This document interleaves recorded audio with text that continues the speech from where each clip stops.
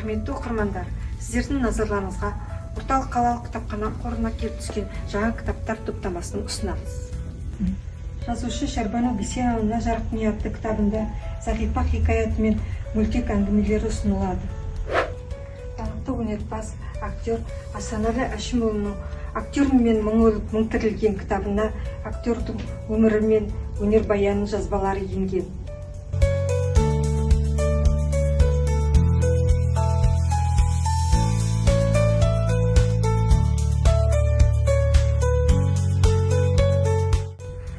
Жазушы Абай Аймағамбеттің «Білте шамның жарығы» атты көркем шығармалар жинағында алтын тобылғы, ұлы дала әдеби байқауларында жеңімпаз атанған туындылары енген.